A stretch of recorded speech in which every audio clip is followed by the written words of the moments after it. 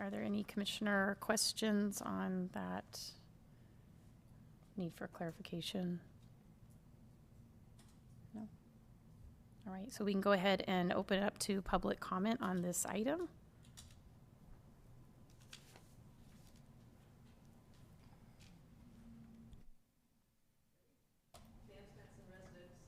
So I was on the naming committee for the bocce ball court, and I remember how controversial it was and how we tried to do the right thing. And I wanted to thank you for putting it out to the community, and it's an amazing array of suggestions.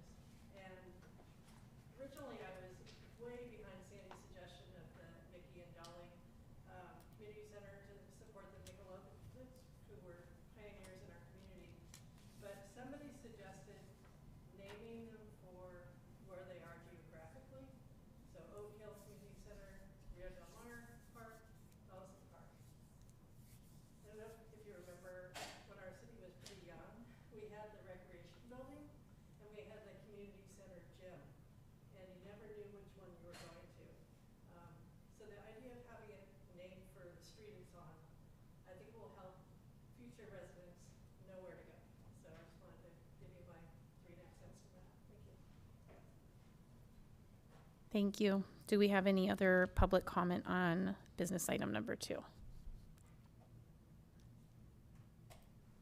Do we have any comments on Zoom? I have no hands raised online. All right, thank you.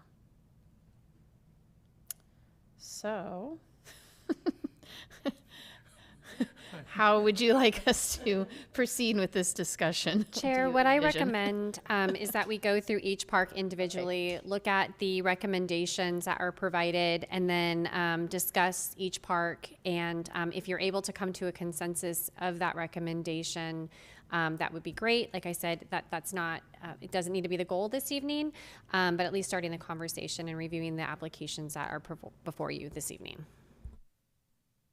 Okay, sounds like a good plan. So the first, I have a question. Oh, before we sorry, go start.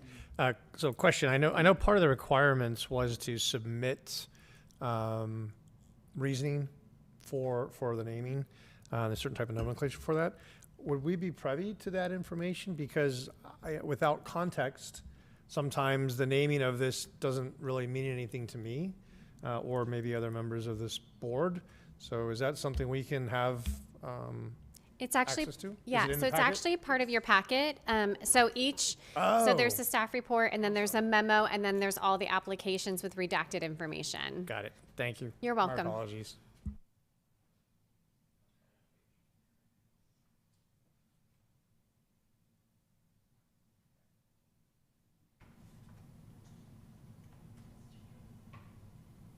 and it is, I was saying earlier, it's a lot to read on the little iPad.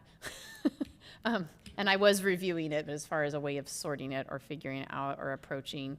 I know they all meet the criteria.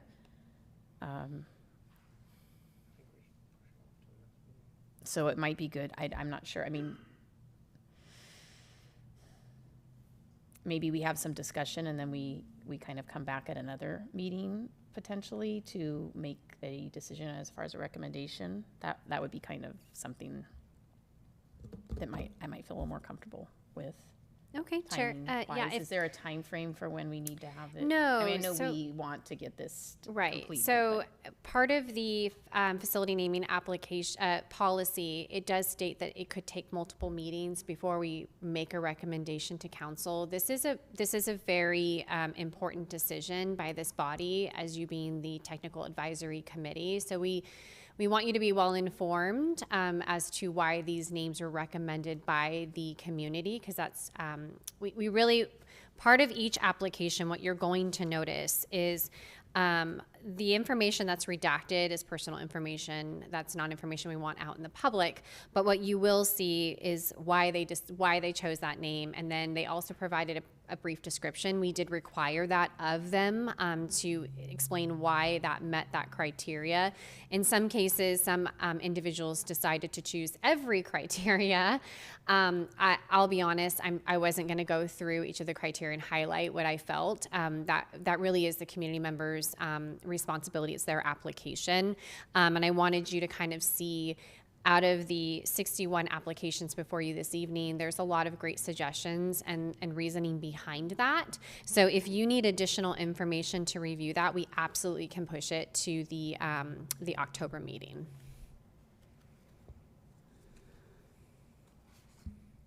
Yeah, I would make a recommendation that, given the context of the importance of the naming of all three of these, the two parks and the facility, that we take more time to really go through the assessment of each one of these and understand them better.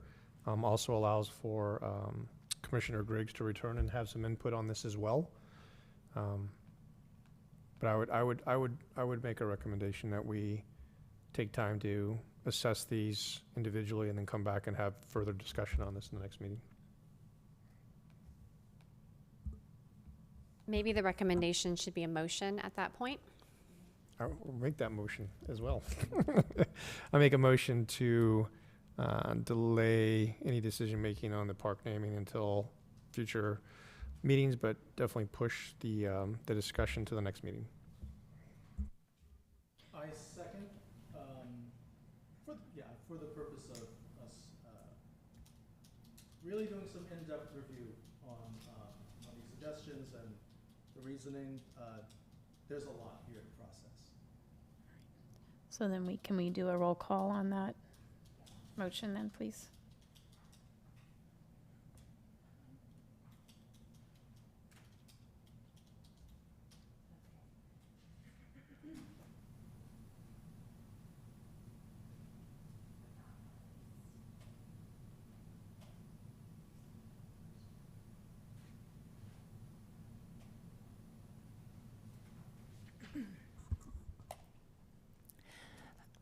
Commissioner Mamrell, Aye. Vice Chair Plummer, Aye. and Chair Margalotti. Aye. Thank you. Thank you. So we can go ahead and move on to business item number 3, the utilization of city parks and facilities. So we're ready for your presentation. Thank you, Chair. So we are here this evening to review the utilization of city parks and facilities for our community parks, for community partners and events.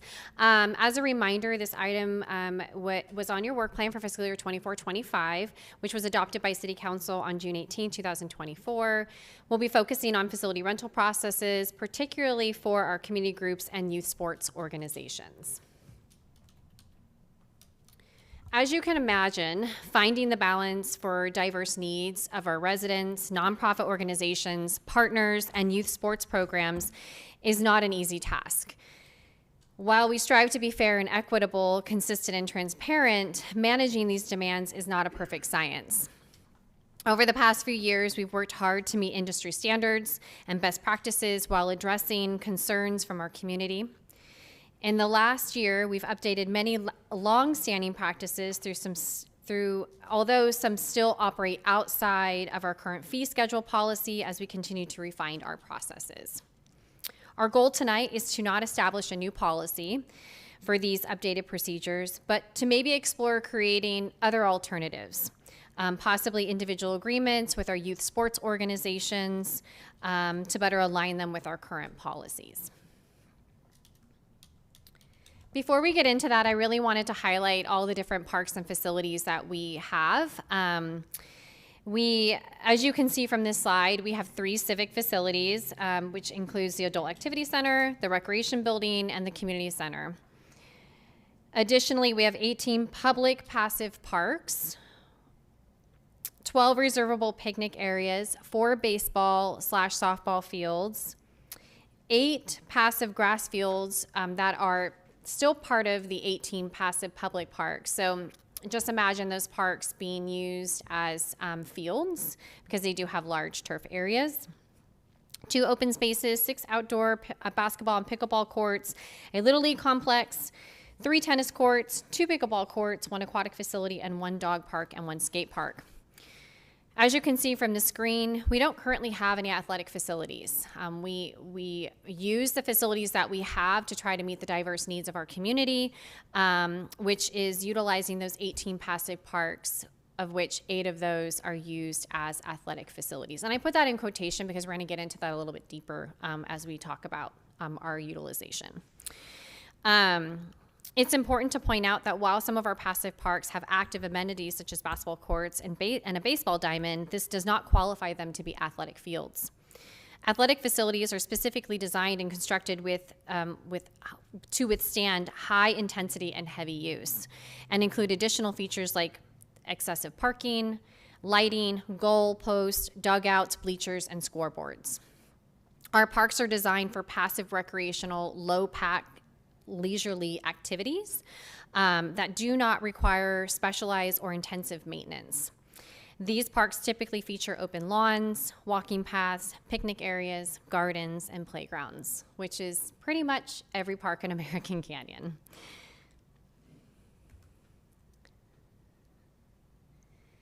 So our parks and amenities are available to the general public on a first-come, first-served basis. Private individual use of a park or park amenity facilities require a city-issued permit. We do not rent our parks or picnic areas out from November through February due to inclement weather. And additionally, per our municipal code, groups with 30 or more / 60 or more, or that have a bounce house or where there's alcohol involved are required to have a permit through our formal reservation process. We really wanted to point that out because that's specifically in our municipal code. And we really are trying to frame our procedure around that so that way it is saying what we're supposed to be doing. So, as a reminder, our fees were adopted and approved by City Council on March 19th, 2024 through Resolution 24-24. This fee structure include resident fees, non-resident fees, resident nonprofit fees, non-resident nonprofit fees, and defines an American Canyon Community Partner and nonprofit benefit. So that really, a lot of the work that we've done so far, it's kind of when you look back at all the little baby steps that we've taken, it really has helped us refine our processes for facility rentals for our community partners and nonprofit organizations. For all of our rentals, no matter what it is, general rental, nonprofit or business or sports organization, they are required to have an insurance policy in the amount of $1 million for each occurrence and $2 million general aggregate for bodily injury, personal injury, and property damage, listing the City of American Canyon as additionally insured. For general rentals, for somebody like a member of the public who's coming in and wants to do a picnic reservation at Shenandoah Park, they are required to purchase insurance through the city's third-party insurance provider. The reason for that is insurance is a very complex and complicated thing. And as much as I wish I could sit here and tell you that the insurance company is consistent with how their deck pages look and how their policies are written, they are not.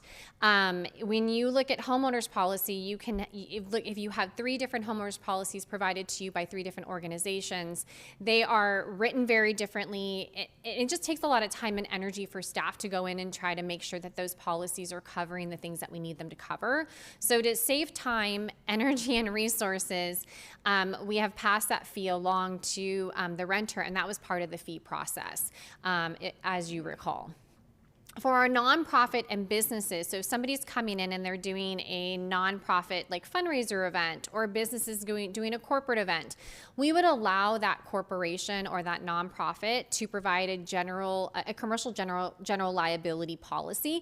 Those tend to be more consistent with how they look. They very much show, like the deck page has all the limits and everything outlined. It's very easy to read. It's very easy to find that the city is listed as additionally insured. And so we've kept that practice to make it easier for our partners and our businesses. And that's the same for our sports groups. So that same process carries over to our youth sports organizations. If they have a commercial general liability insurance policy. If they do not, then they would be required to purchase through the city's third party.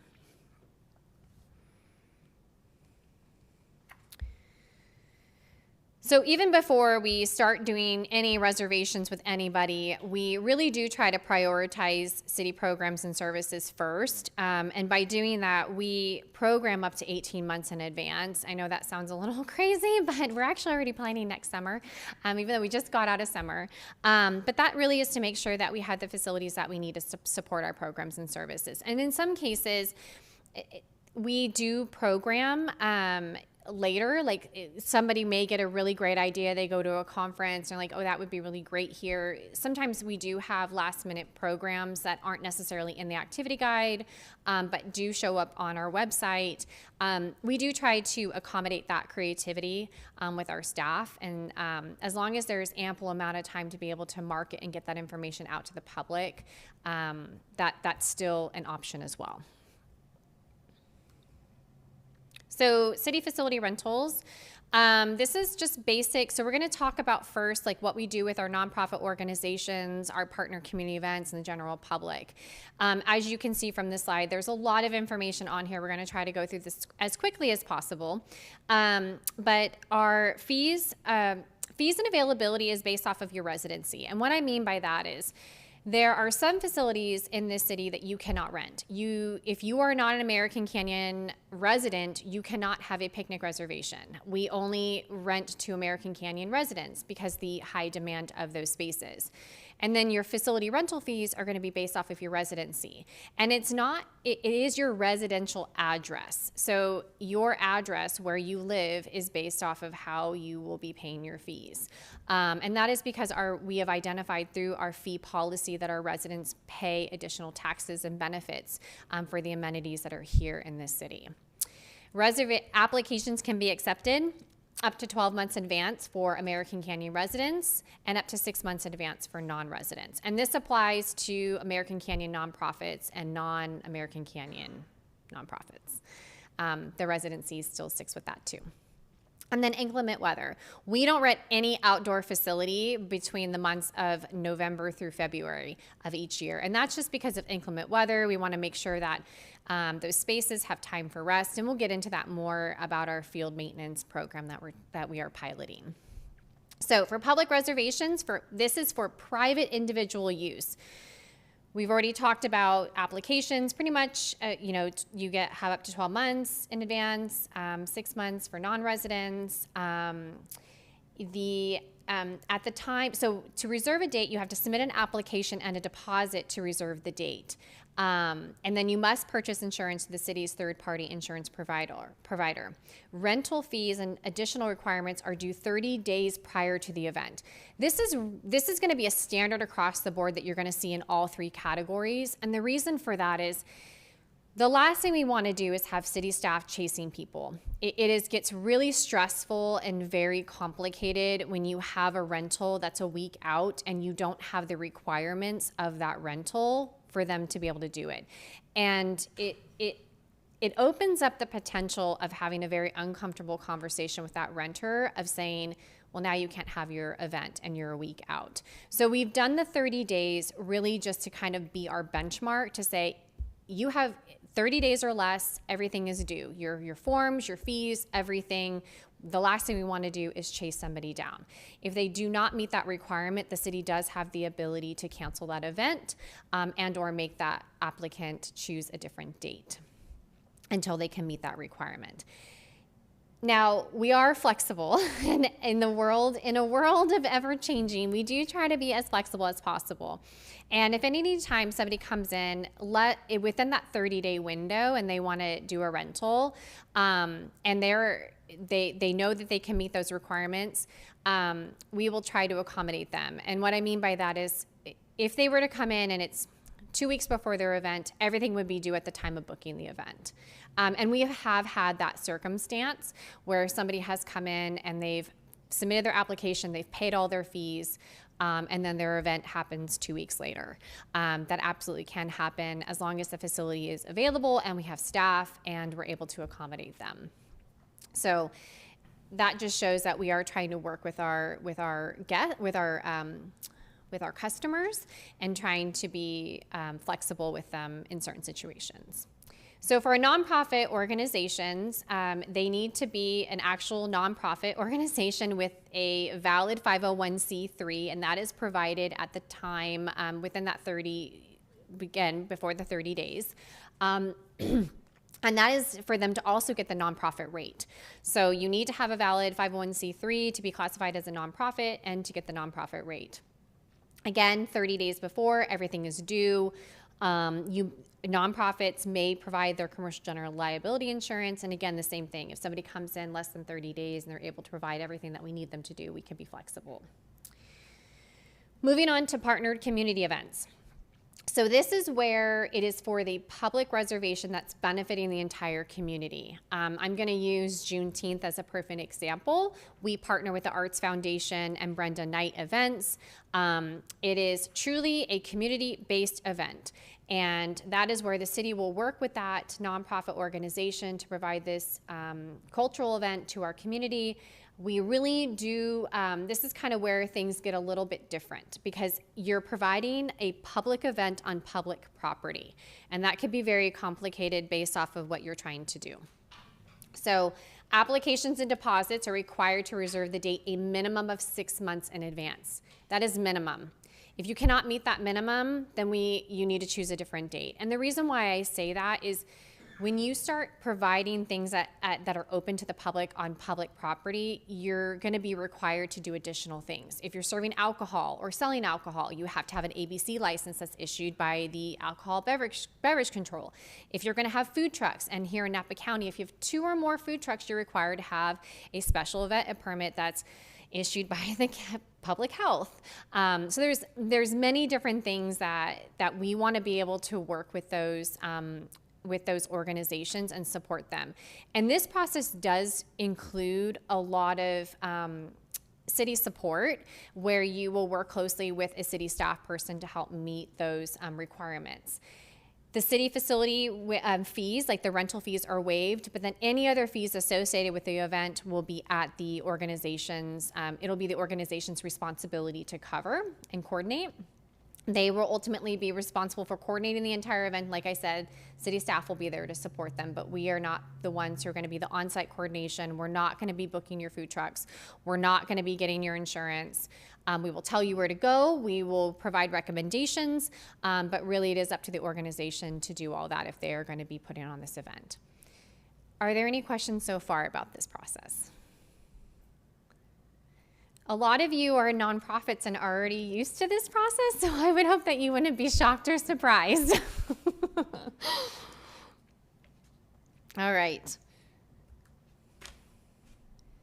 All right, moving on to our athletic fields. So we're going to transition. We've talked about, our building rentals and what that looks like with the general public or nonprofit organizations or community partners. When is it a community benefit versus an individual benefit?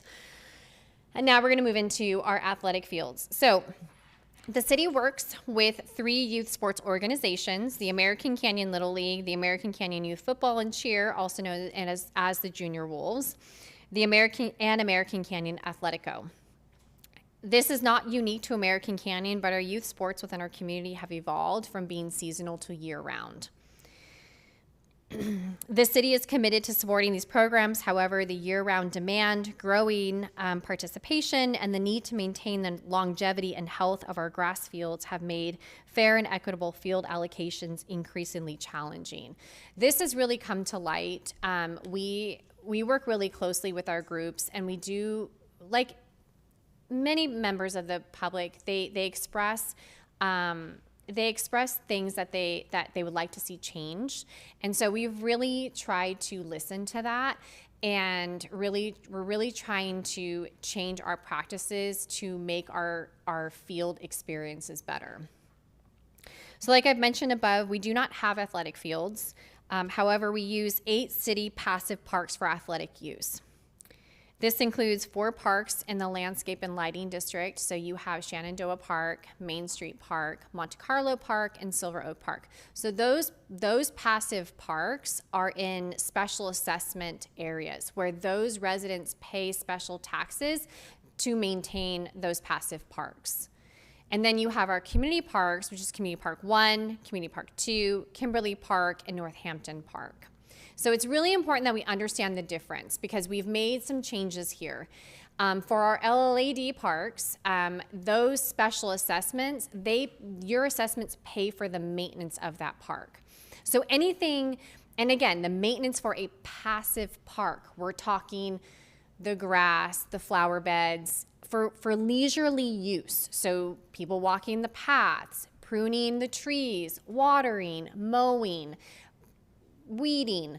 So anything above that use would require additional maintenance to support that program. So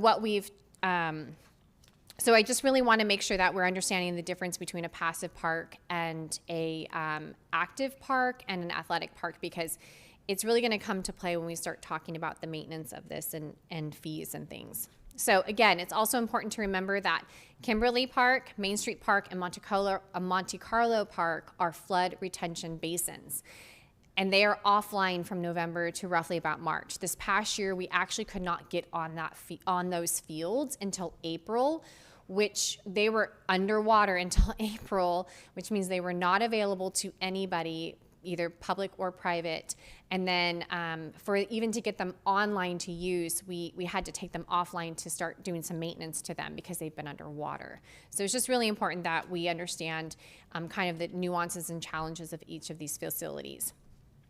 And then it's also important for me to note that this past year, the city went into a long-term lease agreement with the American Canyon Little League, which includes for the Little League to take over the complex, which is dedicated use of the 4 baseball, softball fields. The Little League is required to maintain and operate that facility pertaining to their lease agreement. But then any field outside of that complex, they are subject to the same facility rental process as everybody else. So that does include Community Park 1.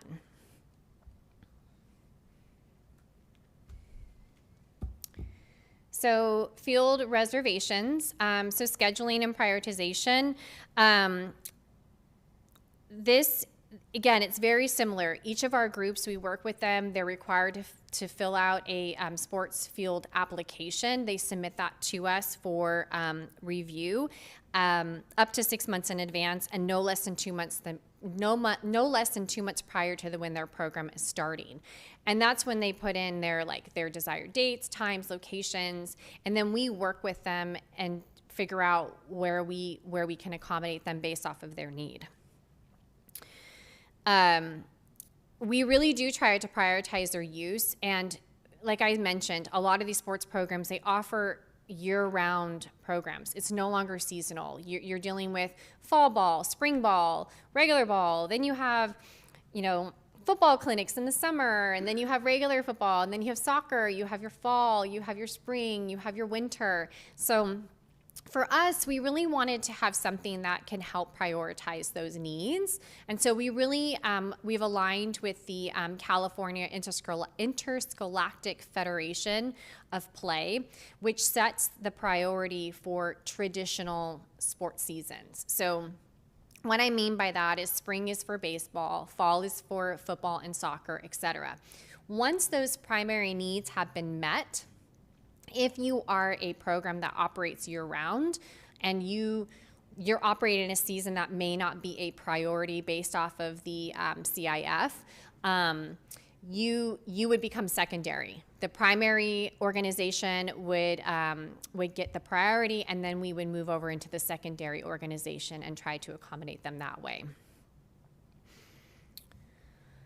Applicants, again, must include their desired date, time, and location, and total attendance. Just because you submit an application doesn't mean you're going to get what you want. And it really is something that we work with each group, really making sure that we are moving them and rotating them, and we'll get more into the maintenance of that and why we're doing that. But we really do try to work with each group and understand, okay, when are game days? When are practice days? How many teams do you have? How many kids do you have?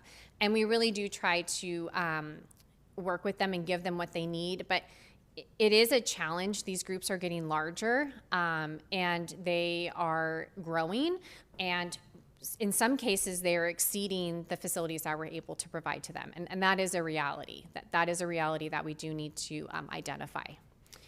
So the reservation fees, again, this really comes into play this past year. So up until this past year, the city had a history of a practice of providing field space to these organizations at no cost.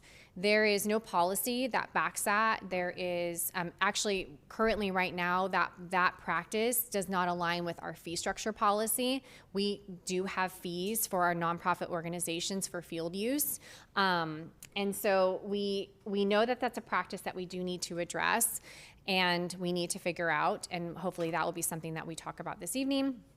But in addition to that, we had the LLAD parks, where we know that those facilities were being used for these groups at a higher level of play. So again, beyond the passive play, they're now getting to athletic use, high intensity, running up and down 3 days a week, lots of kids, parents, everything. And so we know that with those special assessment fees, it was paying for the basic maintenance of those parks, but it was not going to pay for the athletic field maintenance.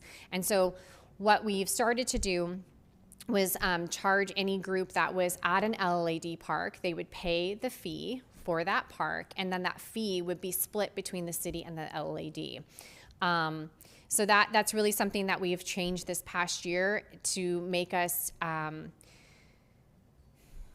it was something that the finance director and myself really talked about. We wanted to be able to be transparent with our processes and make sure that if somebody from an LLAD asked us, you know, this group is using this field, and we can actually sit there and say, yes, they're paying fees to use that field, and those fees are going back into that facility to maintain that use. So it was really important for us to be able to be transparent with that and be able to stand behind that and explain that to the LLAD residents, because again, they are paying a special assessment that maintains those parks. They're not paying the assessment to subsidize the sports organizations to utilize those fields. That's not what their assessments are intended to do.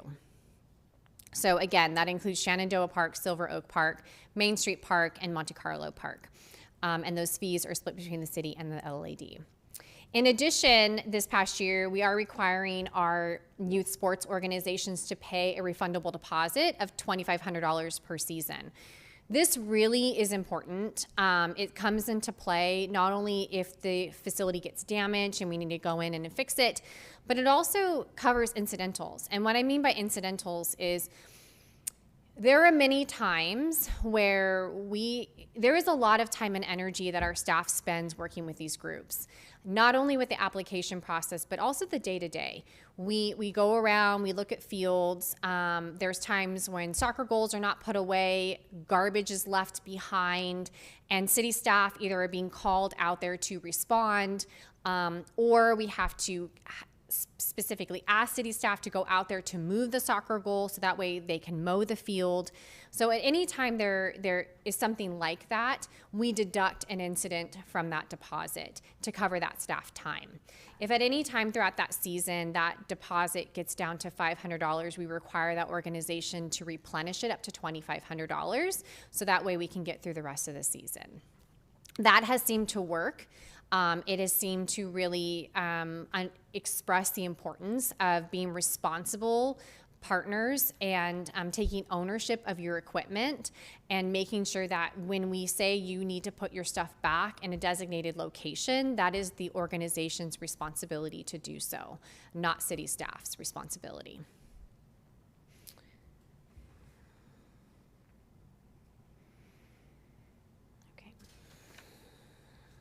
Let's talk maintenance.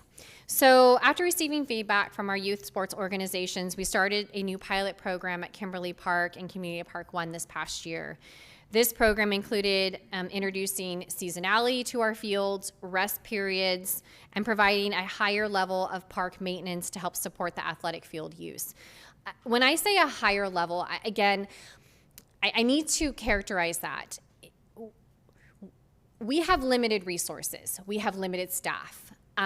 We are providing field maintenance to help improve the turf to sustain the type of activity that's out there. Are our facilities magically going to turn into athletic fields with this maintenance? No. We can't physically change the infrastructure of our fields. What we can do is improve the turf quality of those fields. And that's really what we're trying to do. When I went out last year, when we got a lot of feedback about Community Park 1, I would agree with the groups. The parks needed serious help. The kids were playing on dirt. In some cases, they'd be lucky if it was dirt. It really was not in a condition for anybody to be proud of. And so we really took that to heart, and we really did try to improve those facilities. And we call it a pilot program because we just didn't know if what we were going to do was going to be enough. And I am proud to say that our parks maintenance team has done a phenomenal job with the limited resources and manpower that we've had to improve both those facilities. Community Park 1 has grass, it's green, it's beautiful. And same with Kimberly Park. Again, Kimberly Park is a retention basin. For 4 to 6 months out of the year, it is underwater. Like, it is not even maintainable, let alone usable. And so the fact that we're able to come in there and fill in some holes and bring the turf back to life, that's a huge improvement. And so I really want to take the time to recognize our park maintenance team because they really did do a very good job, and they worked really hard this past year to get those fields in a better condition. We do have some long-term projects for Community Park 1 that's already identified in CIP, where we know the irrigation system is failing. We have a project to replace that irrigation system, and potentially we need to discuss like how we're going to bring that turf back to light. We know that there's potholes and divots that we need to address, but that's going to be part of that project. Really what we wanted to do is for this upcoming season for 2024 was make sure that the field had grass and that it was green. And it does. And so I would like to just take that moment and just really recognize our team because they did a really amazing job. And that had a lot to do with behavior change with our groups. We asked them to change. We asked them to understand that there is seasonality with our fields. You need to implement rest periods. You cannot practice 6 days a week on a field and expect there to be grass the following week. It's just not going to happen. And so it truly was a partnership between us as a city and those groups, understanding that if we want better looking fields, then we all need to change our behaviors. It just can't be one-sided. So this past year with at Community Park 1 and Kimberly, we were able to implement seasonality, rotation. We did some max hour of play. And what I mean by that is what we're really trying to do, and again, you're going to see a variation on the internet of what is considered max hours of play on grass. It can range anywhere between 400 hours to 800 hours before you see significant turf wear.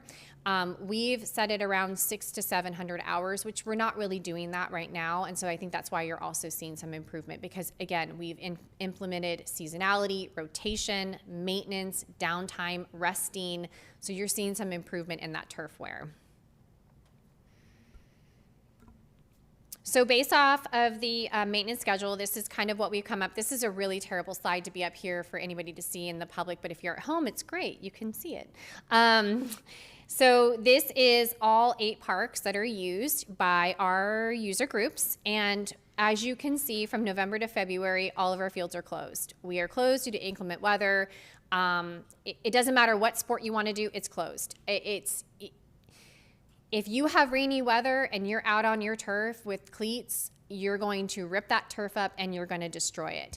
If you are playing baseball on a wet infield and you hit the ball and you have a bad hop, you've now destroyed your infield and it's very hard to get that level again. So Any city field that the city manages and operates from November to February, they are all shut down and closed. We do not allow any use. We've worked with our partners on that. We are very serious when it comes to that, and they understand the seriousness of that, and they are on board with supporting that.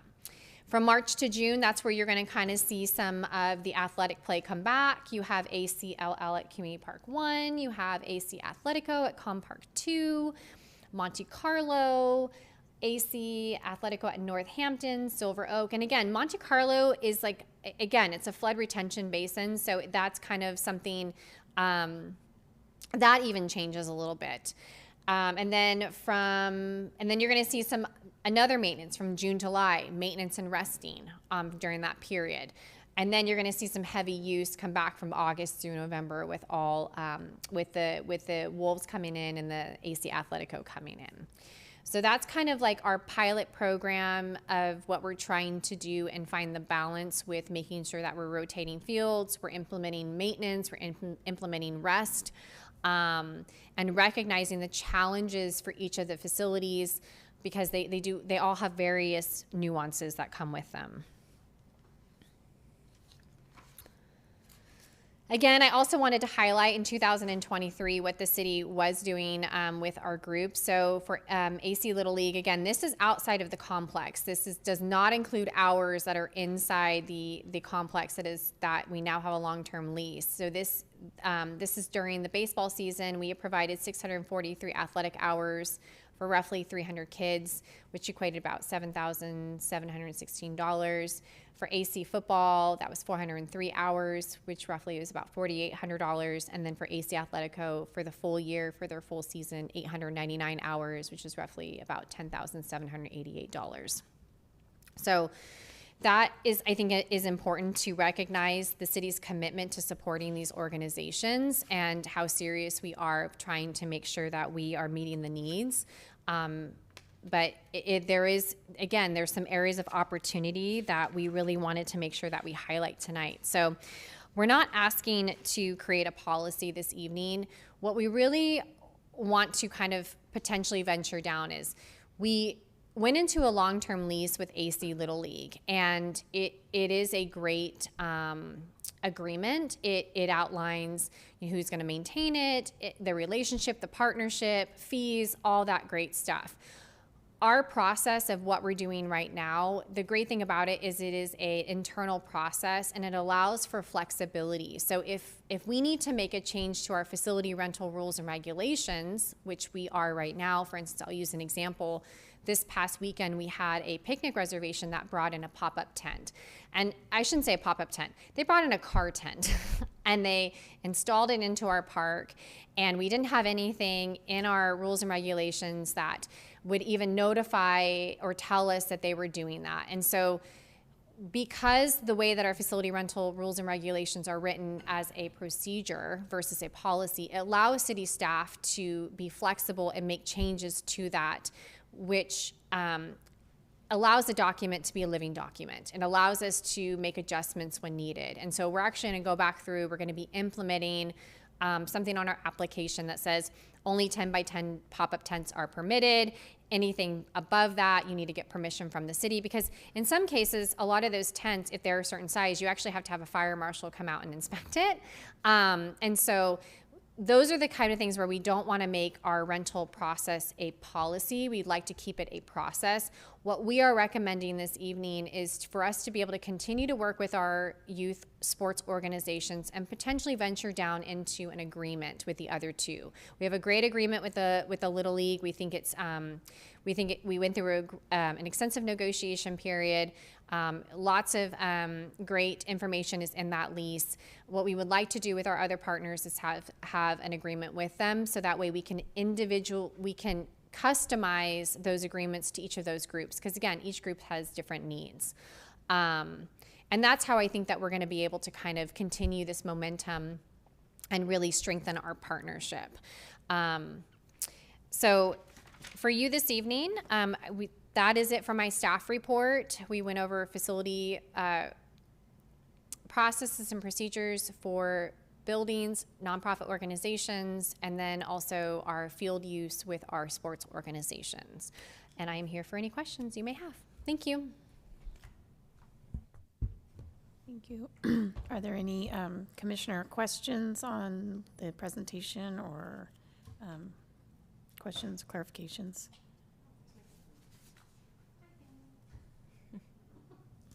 I have a question. You mentioned that, and that's good work, by the way. I know it's tough to maintain all the fields and do the work that you're doing as a city, particularly with some of the clubs that might tear it up pretty well, or vice versa. But you did mention that we don't have a dedicated sports facility. Is that something the city's exploring? And I only asked that question because, you know, with NVUSD coming in and kind of roping off the soccer fields and things that were partly used by some of the youth organizations in the city, it's one less facility that's being used. I'm just curious, has the city looked at potentially looking at a site or even thought about a sports facility? Great question. Yeah, thank you for pointing that out. So really the athletic facilities are owned and operated by NVUSD.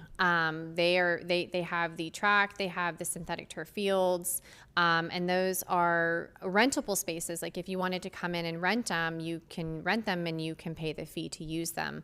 We currently don't have that here. We're going to talk about it later this evening, but we are going to be updating our Parks and Community Services Master Plan, and the direction from council when they approved that contract with RRM. They really do want to hear from the community on the public facilities that they want. We know that we would like a gym. We currently rent space from the school district for our programs at the gym. We actually have to pay a fee to use that.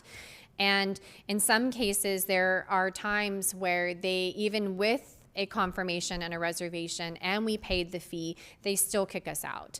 And that really puts us in a very uncomfortable situation with our program participants because it's not our facility, we're renting it. And so we've identified that we need a larger pool. We've identified that we need a gym. I would love a sports complex. I would love a proper community center.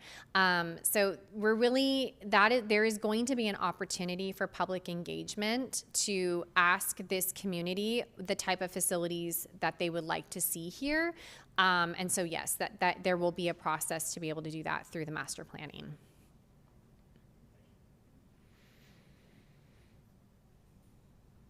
As one of your community events partners, I can confirm that the that the procedures, the requirements are all like well reasoned. I mean, this body has been working on the fee schedule, updating the fee schedule, and working out the nuances for years.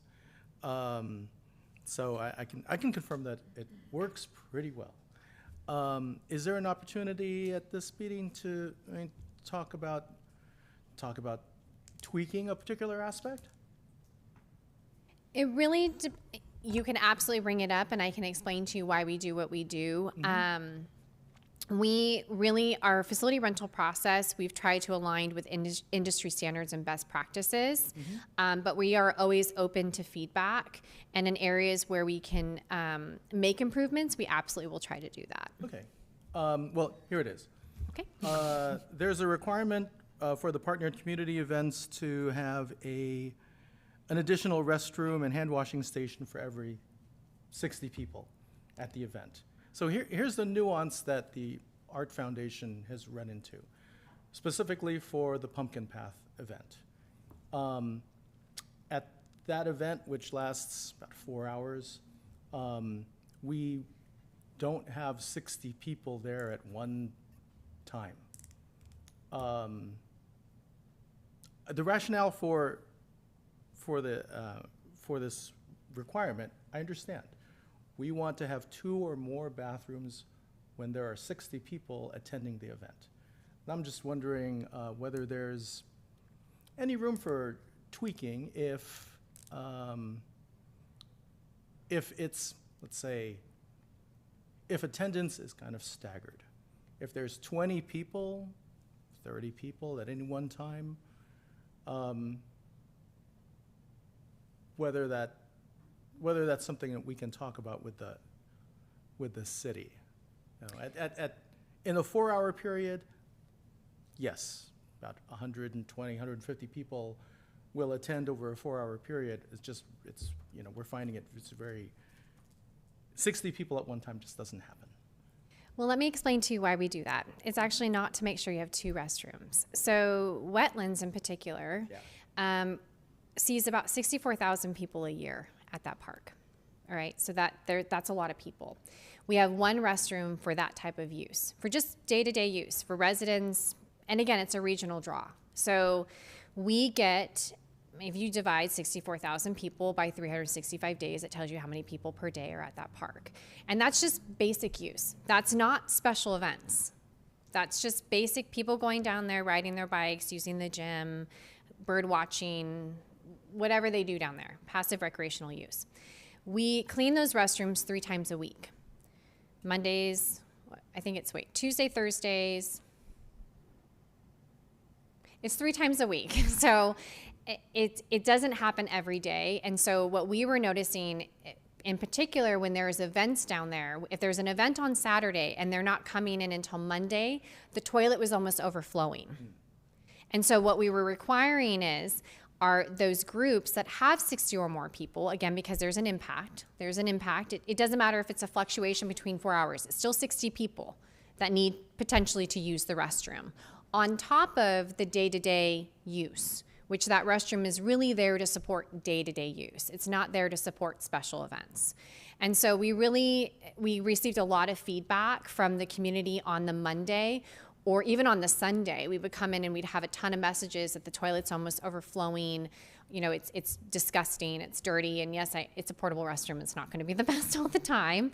But we recognize that there is an additional impact when you have an event out there on top of the regular day-to-day use. So that's why we've implemented that threshold of anytime there's an event, and if it's 60 or more people, it's above the day-to-day, and so they're going to be required to have a portable restroom to support that additional influx of people. That's the rationale. That makes complete sense for an event at that area basically our rental of the restroom is to support our event and not negatively impact daily use. Yeah. I mean, that's Yeah, and then in addition with our picnic reservations, just so that you're aware too, not every picnic location has a restroom. And so an American Canyon resident at any point in the city can rent any reservation spot. If their house isn't within walking distance or a vicinity of that park location, and that park does not have a park restroom, we will require that rental to rent a portable restroom and a hand washing station. And if they are able to prove that they live, like my house is on the corner of Carolyn and I can walk and we will absolutely accommodate you for that. But if you are driving across town, you're having a party at a park with no restroom, we do require them to get a portable restroom, and it is at the cost of what that restroom would be. So we don't upcharge it. It's literally what the cost is. okay. So heads up, if Councilman Joseph brings up this topic with you, you can let him. I will be more than happy to explain that to him. That this has been talked about in open session at PCS. Yes. I had a couple questions for clarification. I was trying to look on the user,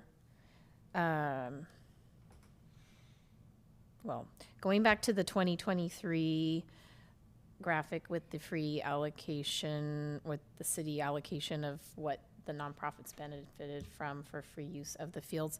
Was that because there was no charge at that time, or was that because that was what their rate would have been, and then the discounted rate because they got the nonprofit rate? No, so up until this past year, again, we're only charging right now for LLAD parks because they're special assessment. But up until this last year, all the field allocation used for any city field, again, those 8 fields were provided at no charge to those user groups. And that is currently that doesn't currently align with our fee structure policy. We do have fees specifically designed for nonprofit organizations. And then my next question is, and I know in the past, there's been assessments but it was like you had to collect it after the fact. There were things in place with the soccer fields, leaving the goalposts out after a certain time and using it. And I do recall those being a part of the policy in the past, but you'd have to collect them after the fact.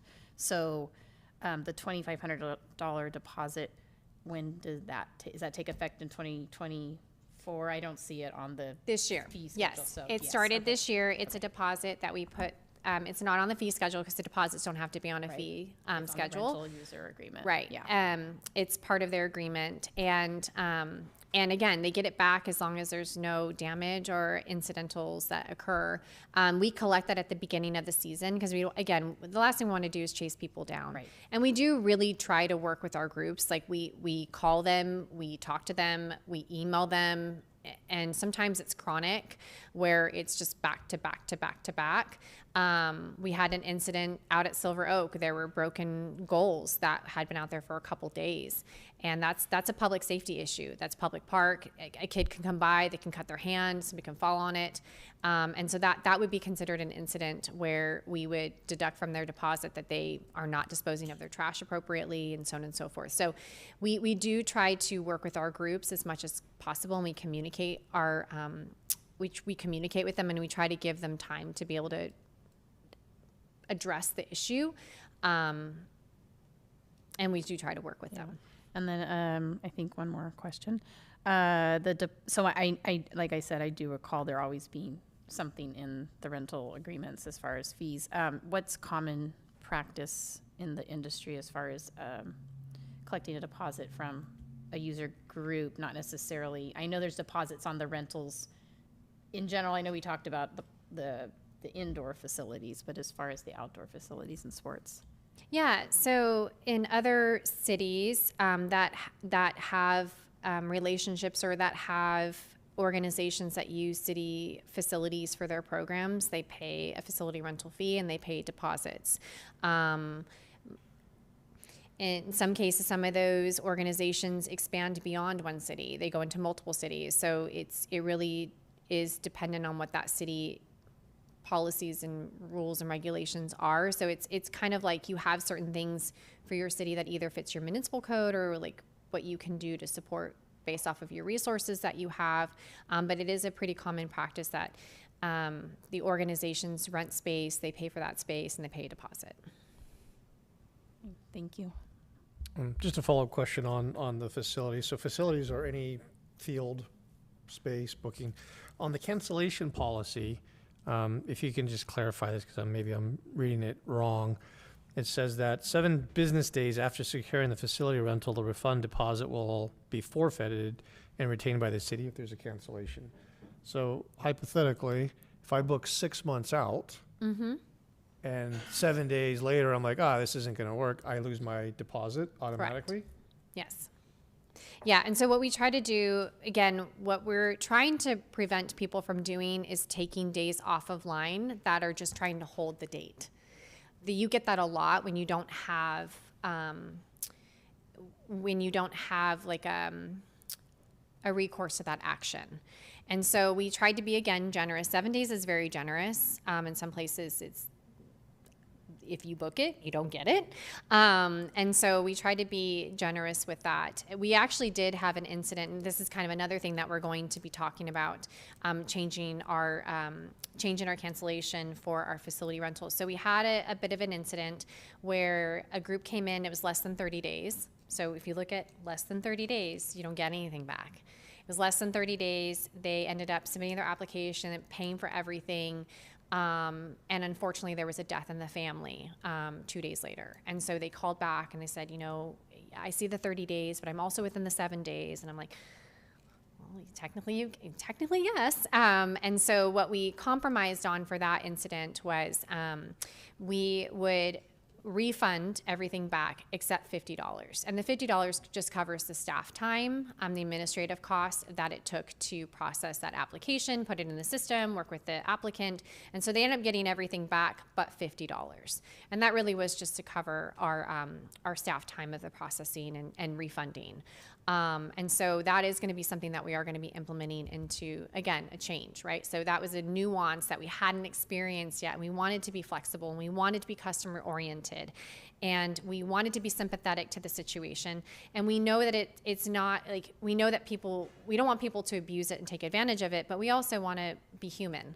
And life happens. And so we felt that that was a good compromise and the applicant was very pleased with the outcome. Thank you. I have one additional question, not facility related. Congratulations on the contract with the AC Little League. I think that's good that there's a partnership in field maintenance and how things are working. Are you able to discuss not the terms of the agreement, but the duration of that? Is it an annual renewal contract? Is it a 5-year contract? Is it a 10-year contract? Is that something you're also seeking with the other sports organizations that are here too? It's 5 years, right? 5 years? It's 5 years, and then they have an automatic renewal. And again, the purpose is to be long-term. We want our organizations to feel welcome here.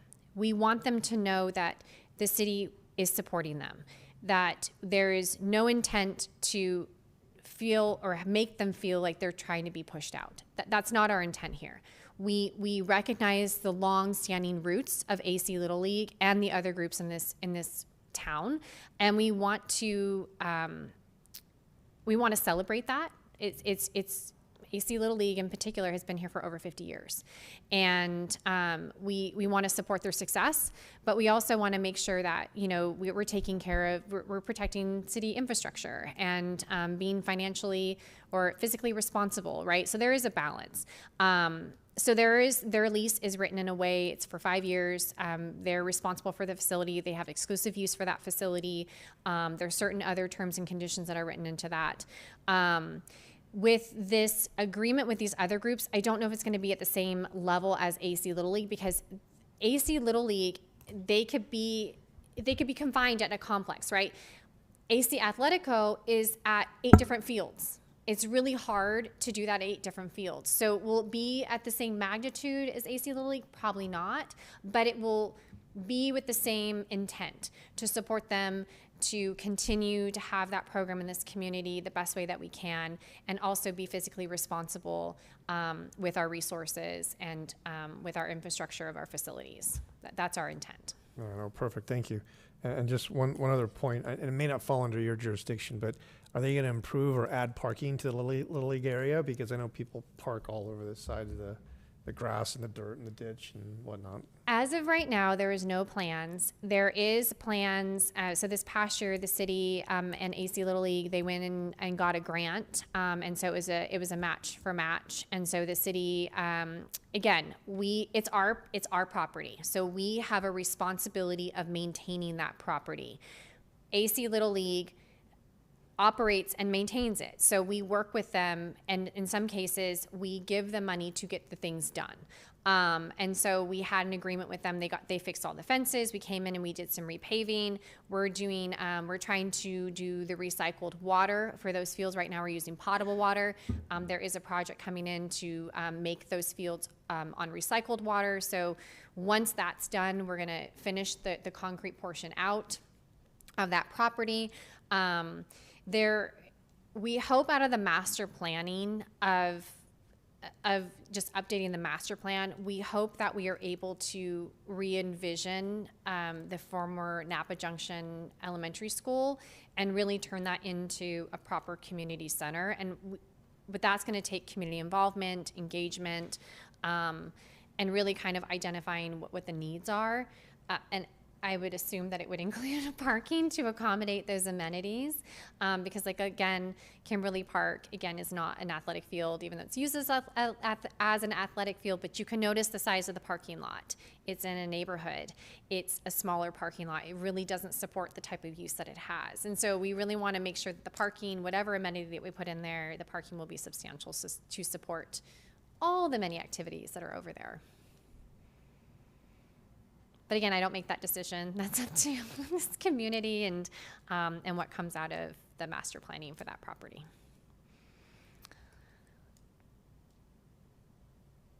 Are there any other commissioner questions? No? All right, so we can go ahead and move on to public comment for this item. We had one written comment. You should have received it on your iLegislate, and it is also printed for you, and it's included in the binder. Thank you. Yep.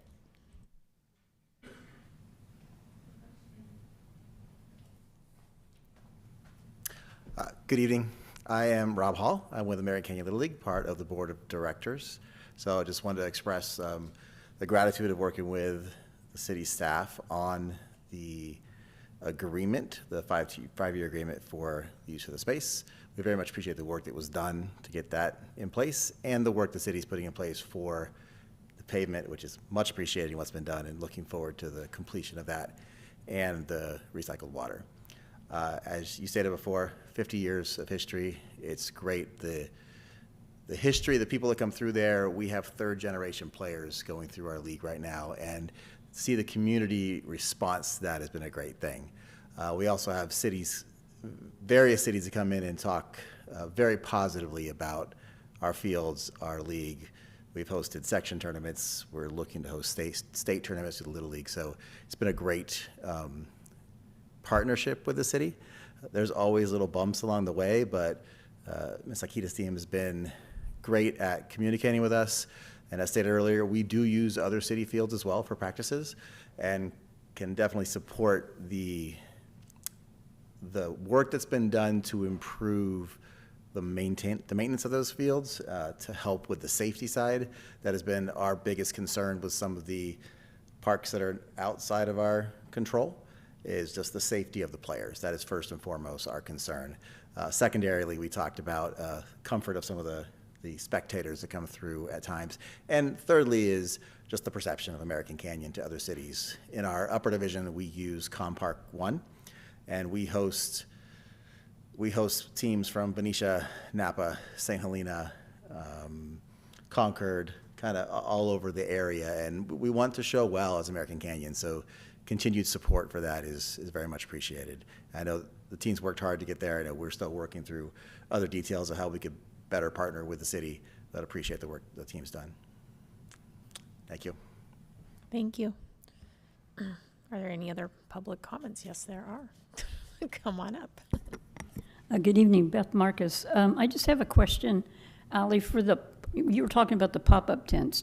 Do you have any sort of restrictions on them? Like, are they required to anchor them down? Do you have that?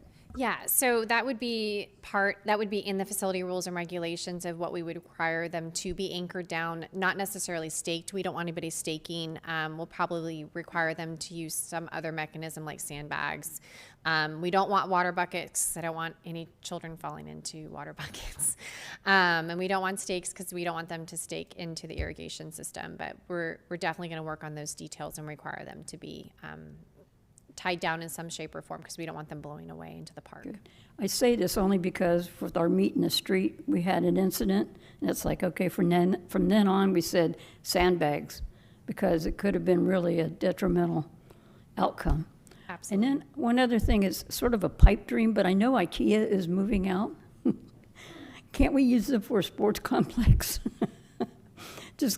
I don't know what their rent is, but wouldn't that be a great place to have a sports complex? Just pipe dream. Thank you.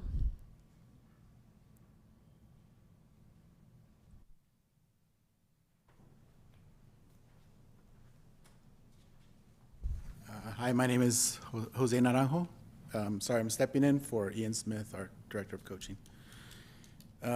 Just wanted to thank the Parks and Community Service Commission, as well as Alexandra for inviting us here, and David and Alana also for working tirelessly to keep the season on track.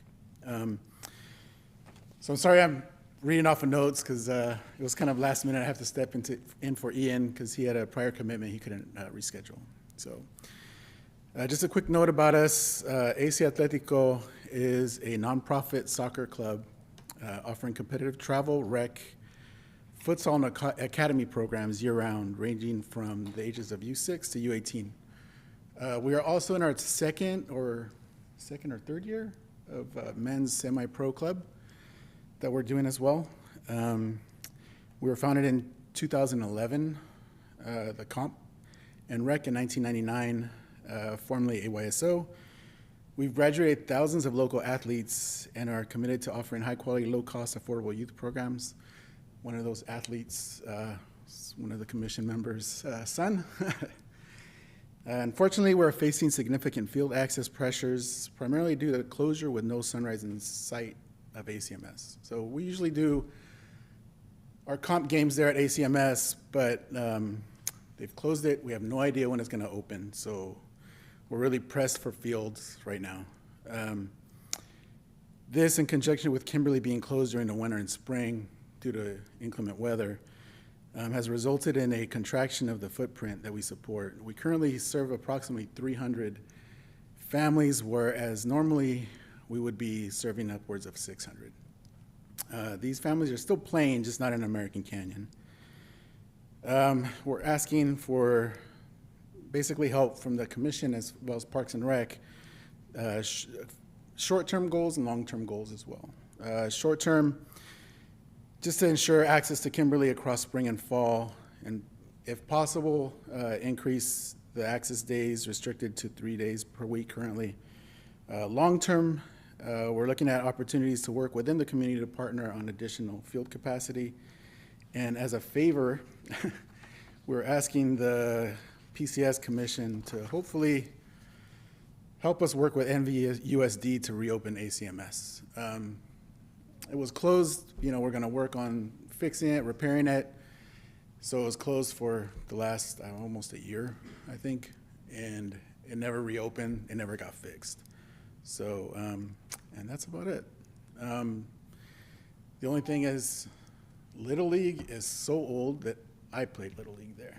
So, and that's one thing that we strive as an organization, is to have that kind of footprint in American Canyon, the same as I almost said West Vallejo, Mare Island, because that's what it was called when I played there. Is the sign still up there? Yeah, so. And lastly, we just want to invite everybody to our opening day ceremony this Saturday at 8 o'clock at Kimberly Field. We're meeting there at 7:30, but hopefully we start around 8 o'clock. So, thank you. Thank you.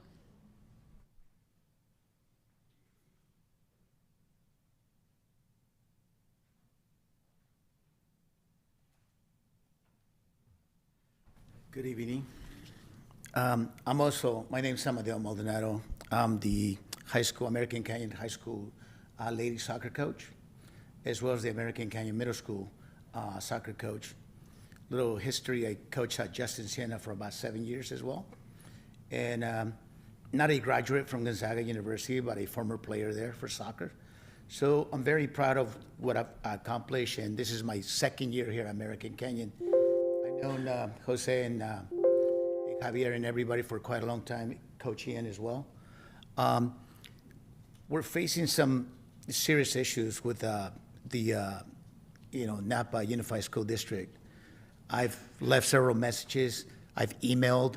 I was recommended to speak to Mr. D'Souza, no idea who he is, and Mr. Gonzalez. Supposedly, they're able to return emails and talk to me about opening ACMS. Initially, our club, Atletico, offered to do 100% of the fixing on the field. The last month it was open was back in March of this year, when we finished the middle school soccer. After that, it's been closed due to no bathroom, due to issues with the community. No idea what happened there. But the field was closed supposedly for fixing. Realistically, nothing's been done on the field, and we're still willing to fix the field at Atletico's own cost. There's still no response. So I'm trying to get some guidance if we to reach out. Maybe somebody here can, lead me in the right direction to be able to reach somebody, above, and then try to resolve something for all the teams we have. I personally coach 3 teams. We need help coaching. We need help, with this recreation and the competitive levels. And we're just kind of hitting a wall. So we need a little guidance from the city if we can get that. Thank you. Thank you.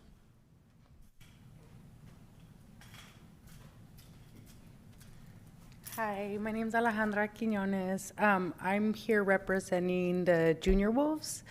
Right now, my son is at practice, and as you can see, it is dark, and they have not gotten approval to bring out the lights. So that's a concern of mine. About 2 years ago, I was in here with the Junior Wolves when the 8U won the Nationals in Vegas. At that time, it was Coach Ian Anderson who was the president of the board, and he expressed his concerns about the safety and the potholes and the field conditions. And I remember at that time that here it was stated that they would work on that. Now we're here 2 years later, nothing's been done, it's dark, the kids are still at practice, they get out in 3 minutes, and they're practicing in the dark for the last 45 minutes. The bathrooms there, the porta potties, do not have locks. I know this because I had to use the bathroom after an hour and a half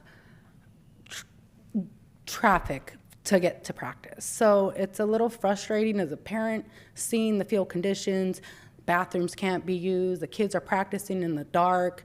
It just doesn't feel like there's a lot of support for the kids, and these programs are feeder programs. Like we have so much pride in our kids and our sports, the games and everything, but it just feels like our concerns are not being addressed at all. We've complied as far as, the limited practice times and parents going back and forth to 2 different fields the whole summer, stayed off the fields, there are no vehicles on the fields, but yet we can't even bring our lights so that the kids can play safely and see, that this is contact sports. So I'm concerned as a parent. It's not safe. It's not safe that they're practicing in the dark in potholes and they can't use the restrooms and lock the doors behind them without someone else opening the door. So that's my input. Thank you.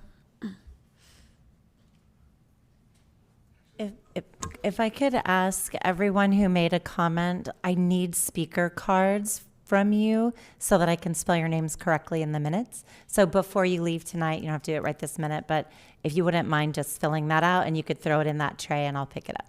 Thank you. Thank you.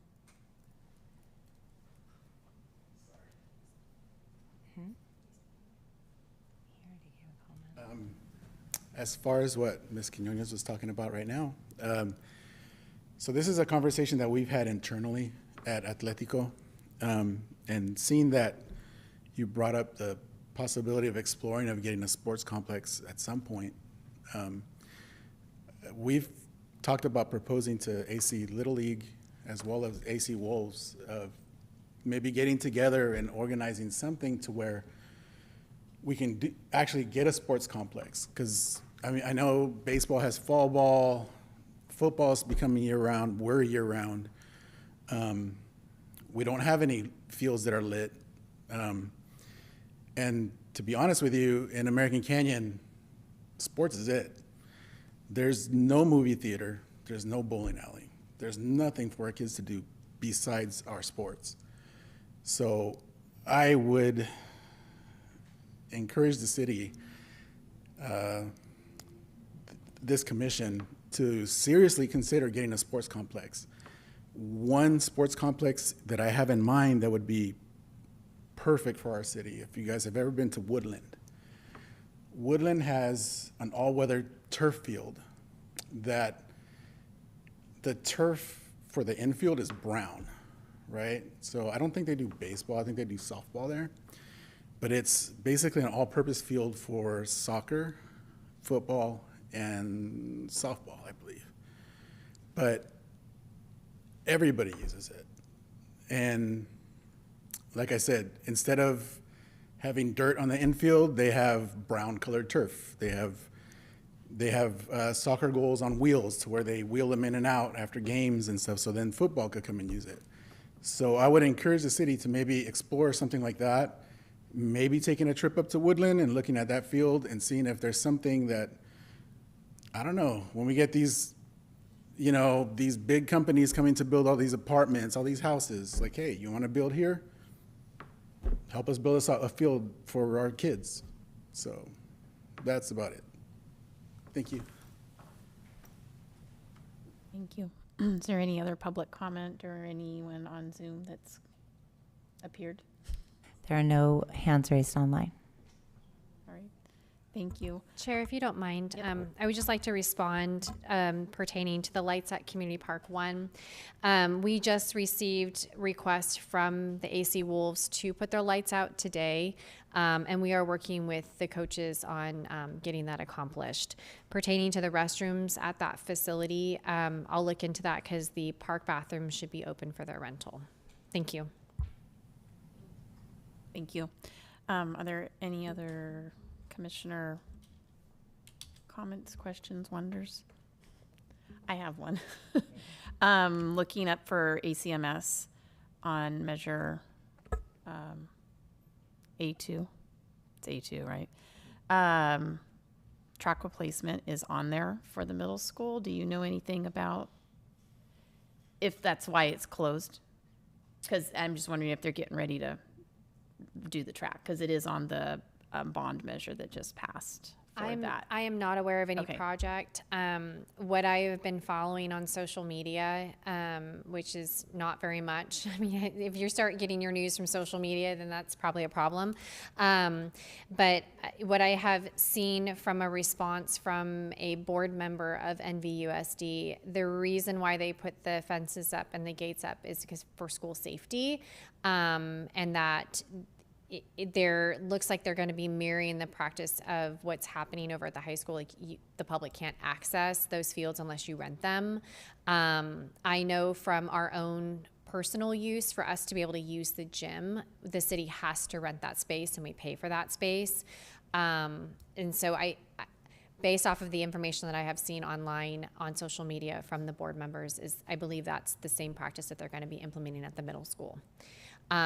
We do have a contact, and we can get you that contact of the individual who oversees the rentals, Mike Pearson, who used to be the AD, I believe. He retired, and somebody else has taken over, so we can be in contact, and I can. Thank you. I'll connect with you, Rob, after this. Thank you.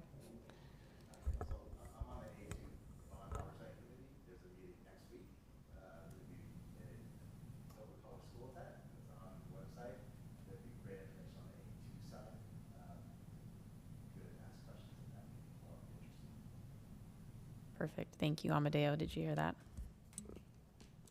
Did you hear him? Check with him after the meeting. Okay. So if there's no further public comment, we can move on to management and staff reports for the item number 4, Parks and Community Service Master Plan. Great, thank you, Chair. I kind of alluded to it a little bit earlier this evening, but at the council meeting in July, the council approved for staff to go into a contract with RRM Design to update the Parks and Community Services Master Plan. We are currently working with RRM to execute that contract, and we are anticipating of starting that work later this fall. I do have some other management reports and updates, if you don't mind me just going into that. On September 21st, we have Coastal Cleanup Day. We are currently looking for volunteers. If you are interested, please visit our website and sign up to participate. On October 4th, we have our very first Barktoberfest at Northampton Park. It is a Friday afternoon from 4 to 7 p.m. Come on down for this possum event. Where it's a dog-friendly event. We're just hoping that community members can come together at Northampton Park. We'll have a couple of food trucks out there, and again, bring a lawn chair, bring your blanket, and bring your best friend, and make some new friends. And then on October 5th, we have our Pull Pumpkin Patch and Splash. This is going to be at the Philip West Aquatic Center from 12 to 4 p.m. Again, another theme event for the holidays, for the upcoming Halloween. You get to go swimming for pumpkins. You get to choose a pumpkin. You get to decorate the pumpkin. Lots of fun activities and crafts on the pool deck. And then on October 6th, we have our very first Mad Hatter Tea Party from 2 to 4 p.m. Sign up to participate. On October 19th, we have our Halloween Nerf battle. This is designed for K through 5th grade. And if you have boys in your house like I do, this is the perfect time for them to get into a room and just shoot a bunch of Nerf darts at each other.